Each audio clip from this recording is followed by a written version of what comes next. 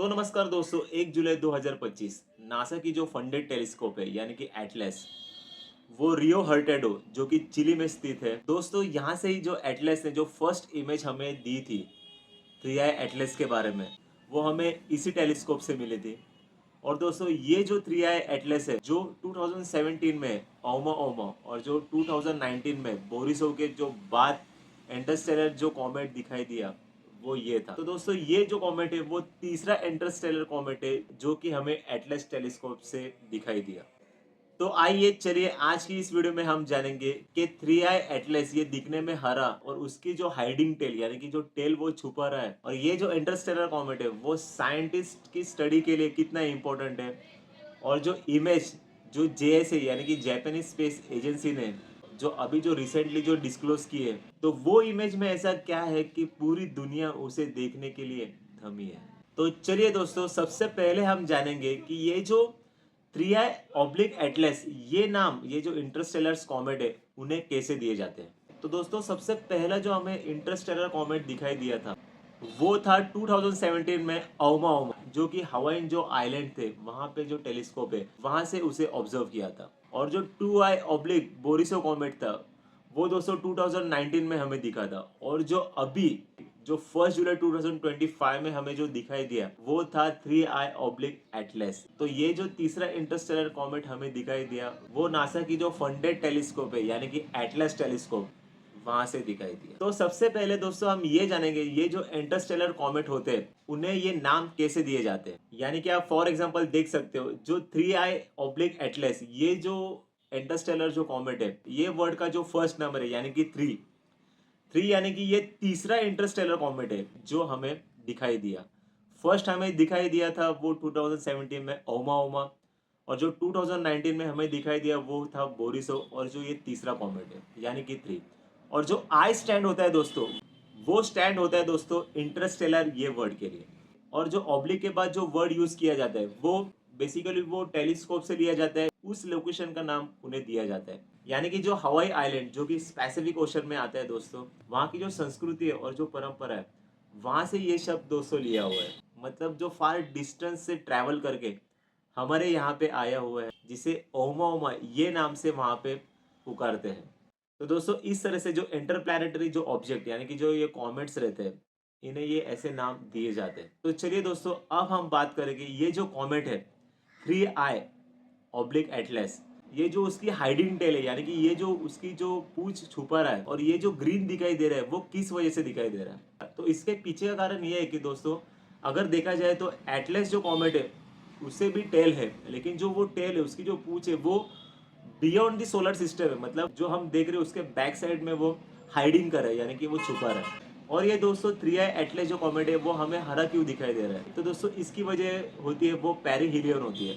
अभी पेरिहिलियन मतलब अगर कोई ऑब्जेक्ट या कोई कॉमेट या कोई एस्टेरॉइड पकड़ लो, ये जो सूरज के पास से जब भी गुजरता है तभी सूरज की ग्रेविटी और सूरज की हीट की वजह से इनके जो मास में जो गैसेस होते हैं और जो डस्ट होती है वो रिलीज होती है। और वो जब भी रिलीज होती है वो सूरज की जो अल्ट्रावायलेट रेज होती है यानी कि जो अल्ट्रावायलेट जो किरणें होती है वहां से दोस्तों ये रिफ्लेक्शन क्रिएट होता है।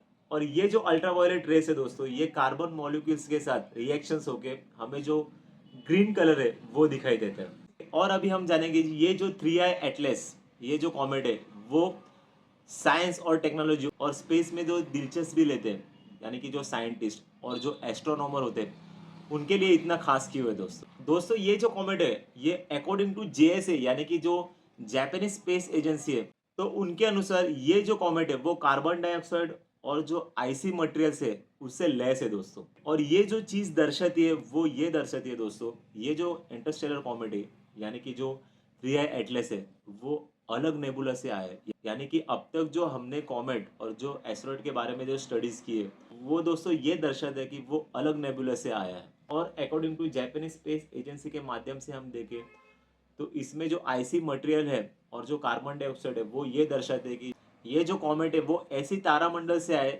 जिस तारामंडल का जो सूर्य होता है वो काफी डीम होता है यानी कि वो जिसे हम डॉर्फ स्टार ये कहते हैं। तो दोस्तों ऐसे जो इंटरस्टेलर कॉमेट होते हैं वो काफी अनोखे होते हैं और उनकी जो फिजिकल एक्टिविटी होती है वो हमारे जो स्टार और सोलर सिस्टम और जो नेबुला है उनसे काफी अलग होती है। तो दोस्तों अगर पर्सनली देखा जाए, ये हमारी जनरेशन में सिर्फ एक ही बार ये दिखाई देने वाला है, उसके बाद में ये कभी नहीं दिखाई देने वाला। दोस्तों यही चीज इस कॉमेट को सबसे अलग बनाती है। दोस्तों ये टाइप के जो कॉमेट्स होते हैं उसकी जो डेस्टिनेशन है वो अलग सोलर सिस्टम के लिए होती है। और दोस्तों हमारी सोलर सिस्टम से ये अभी जो गुजर रहा है दोस्तों, तो ये हमारे दोस्तों काफी लकी इवेंट है। ये देखे मन में ये ख्याल आता है कि ये सिर्फ वन टाइम ही क्यों होने वाला है हमारी लाइफ में। तो इसके पीछे का कारण ये है कि ये जो इंटरस्टेलर कॉमेट है यानी कि जो 3i एटलस, इसकी जो स्पीड है वो 2,10,000 किलोमीटर पर आवर है। मतलब इतनी तेज स्पीड से ये ट्रैवल कर रहा है दोस्तों। ये जिस नेबुला और जिस स्टार सिस्टम से आया है और जिस स्टार सिस्टम में ये जाने वाला है,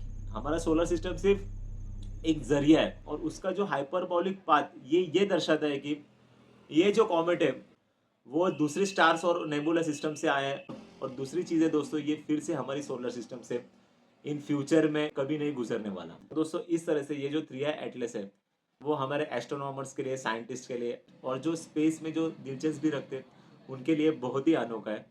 तो इस तरह से दोस्तों अगर आपको ये इंटरस्टेलर कॉमेट देखना हो तो आपको सनराइज से पहले यानी कि सूरज उगने से जस्ट पहले कि साउथ ईस्ट डायरेक्शन में आपको देखना होगा। वो भी आपके पास अगर मीडियम साइज टेलीस्कोप हो तो ही उससे आप देख सकते हो। काफ़ी धुंधले में दिखाई देगा लेकिन दिखेगा ज़रूर। और अगर दोस्तों आप किसी शहर में यानी कि जो मेट्रोपॉलिटन सिटी है और वहाँ पे अगर आसपास लोकल ऑब्जर्वेटरीज रहेगी तो दोस्तों आप तहे दिल से वो जो क्लब है या जो वो ऑब्जर्वेटरी है वो ज्वाइन कीजिए और ये जो कॉमेट है उसे ज़रूर देखिए।